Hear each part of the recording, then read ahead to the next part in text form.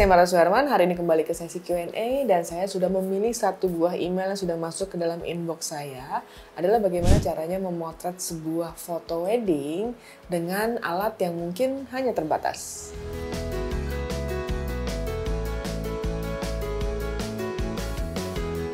Makasih banyak buat teman-teman yang sudah kirim email ke martasuherman@gmail.com. Hari ini saya sudah memilih satu buah email.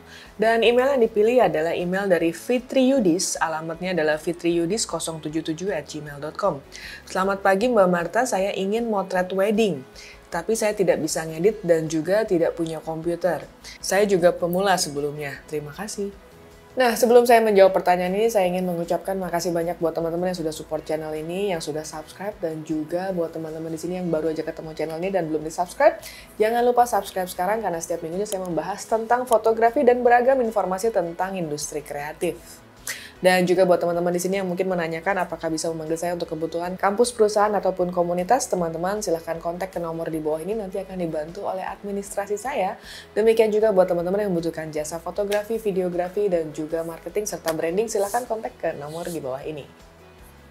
Nah, buat teman-teman di sini mungkin ada yang pernah mengalami kegelisahan ya, kayak baru belajar fotografi, lalu kemudian gimana ya caranya pengen memulai usaha, pengen coba memberikan satu jasa fotografi, tapi ternyata alat masih pas-pasan, skill juga mungkin masih belum begitu mumpuni gitu ya. Di sini apa yang harus kita lakukan gitu. Nah, di sini mungkin aku akan coba share sedikit perjalananku dan juga mungkin perjalanan dari teman-teman yang aku pernah ketemuin. Mudah-mudahan bisa memotivasi teman-teman sekalian juga nih. Kira-kira kalau awal-awal dengan peralatan yang ala kadarnya, adanya cuma misalnya kamera entry level dan juga lensa kit gitu ya. Jangan berkecil hati dulu gitu ya. Banyak banget teman-teman di luar sana yang memiliki permasalahan yang sama gitu.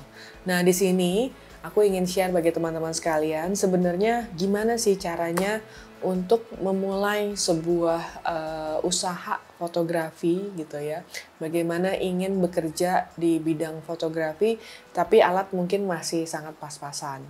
Zaman sekarang sebenarnya teman-teman udah harus sangat bersyukur ketika sudah masuk ke era digital. Karena zaman dulu itu ketika analog, sangat sedikit banget teman-teman yang bisa fotografi karena peralatannya sangat mahal, tidak bisa dimiliki oleh banyak orang. Zaman sekarang fotografi menjadi sebuah skill yang wajib banget dimiliki oleh semua orang. Nah, kalau teman-teman di sini memiliki kamera dan juga lensa, bersyukurlah itu alat yang menjadi andalan kamu saat ini, walaupun misalnya hanya lensa kit aja. Nah, di sini yang harus teman-teman lakukan adalah sebenarnya membuat sebuah portfolio. Ya. Portfolio itu menjadi sangat penting pada saat teman-teman ingin masuk ke industrinya. Kenapa? Karena gimana ya caranya orang bisa berjualan jasa fotografi kalau kamu nggak pernah menunjukkan hasil foto kamu seperti apa, jepretan kamu seperti apa gitu ya. Jadi kalau menurut saya zaman sekarang langsung aja bikin sama teman-teman, misalkan ada di sekitar kamu yang oh kayaknya cocok nih kita coba yuk buat latihan gitu ya, bikin portfolio. Kalau aku bilang zaman sekarang nggak usah berkecil hati dengan laptop ataupun komputer gitu ya, belum ada. Saya percaya zaman sekarang pasti teman-teman punya kamera smartphone gitu ya.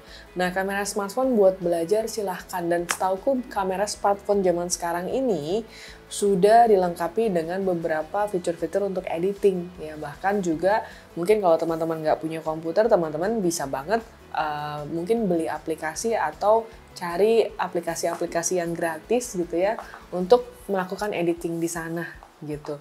Jadi nggak apa-apa memulai dengan hal-hal yang sangat sederhana dulu. Yang penting teman-teman tahu prinsipnya. Di sini teman-teman bisa melakukan editing misalnya, oh kita coba deh pakai Snapseed misalnya atau pakai Lightroom yang mobile gitu ya.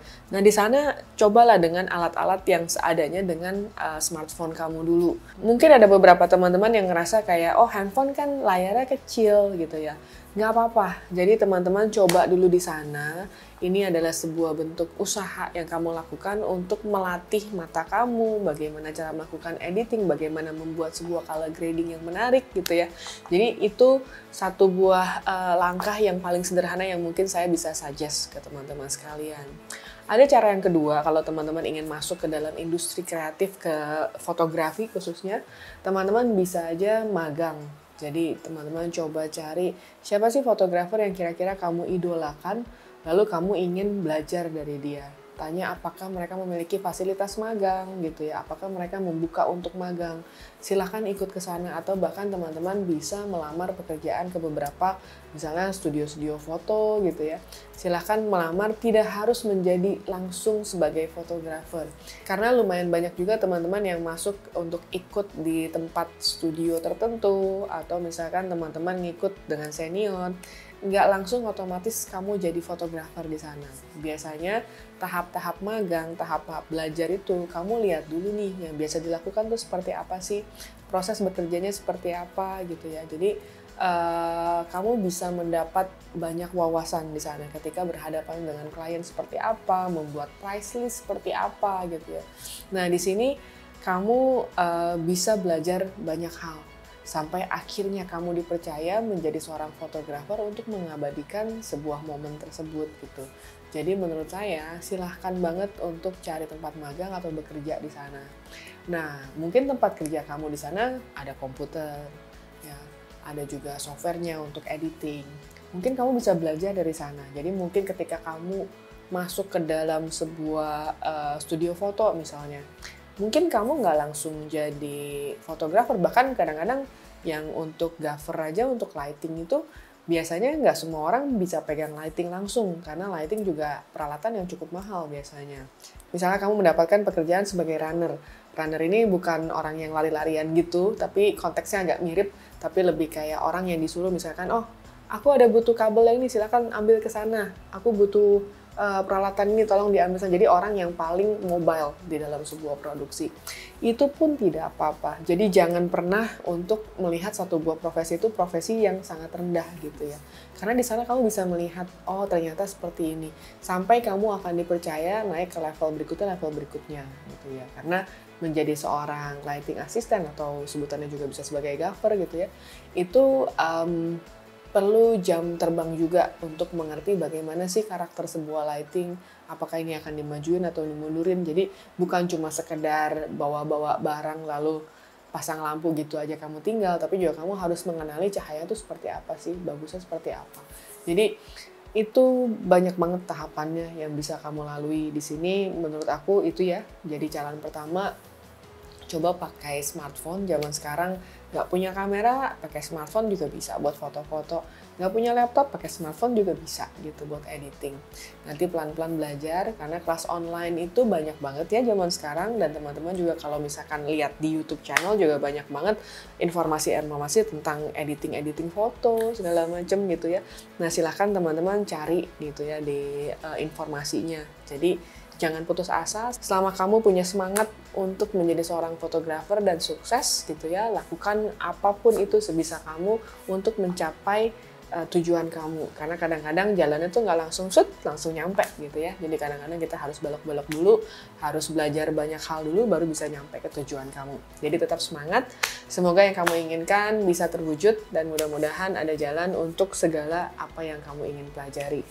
So, demikian saran dari saya. Jadi buat teman-teman di sini mungkin yang ingin memberikan opini juga, kalau kamu dalam posisinya Fitri nih nggak punya laptop, nggak punya komputer, tapi pengen belajar editing, pengen belajar jadi fotografer wedding, menurut kamu sarannya apa? Silahkan tuliskan di kolom komentar di bawah ini.